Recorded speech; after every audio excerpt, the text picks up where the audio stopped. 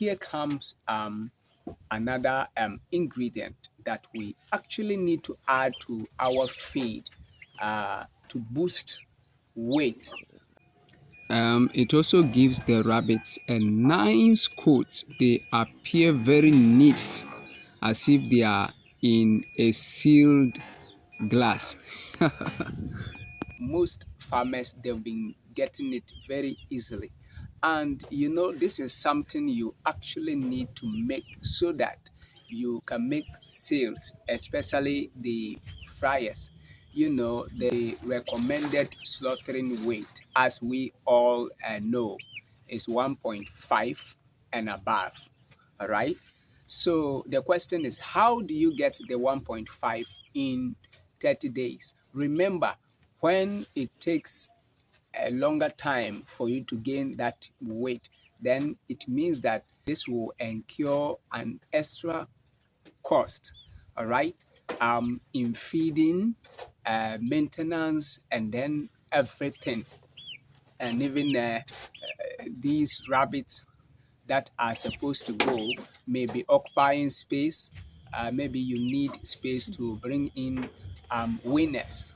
All right, Abby, you know how our game goes. Yes. So this is groundnut husk. All right. Yes, you can have a look at it. And I hope we all know what groundnut husk is. Yes, when the raw groundnuts, when it is fried, and then the peels is usually taken off during the process, when the nuts are being processed either for groundnut paste or for the oil. Yes, it goes through that process. So as I always say, it takes information. We actually need to learn. Okay, rabbit farming is all about creativity. All right, so we need to be creative.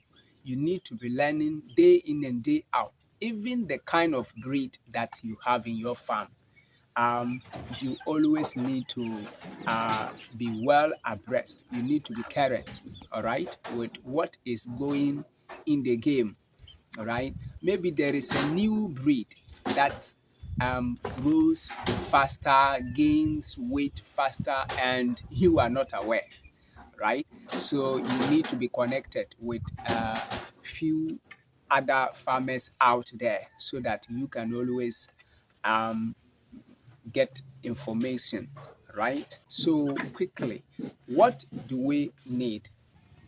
One may ask, can I feed only the groundnut husk to my rabbits? And the answer is no. In fact, a big no, because it may not contain all the necessary nutrients that your rabbits need. So it's advisable to add it um, to other ingredients like the cocoa chaff, the rice bran or the wheat bran, soya meal, fish meal, and this is how you can obtain a well-balanced diet. So viewers, when formulating feed for your rabbits, all the ingredients must be added in their right proportion. So the same thing applies to the groundnut husk.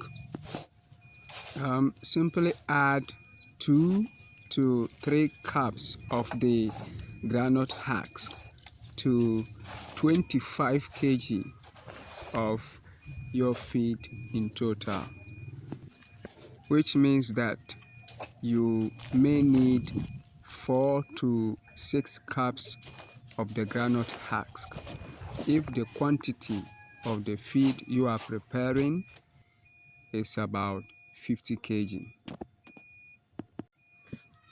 However, remember to prepare your feed in large quantity at a go, as it will save you the hassle, and then also allow you to feed your rabbits consistently with a particular ingredient, just like the groundnut husk, without running out of feed.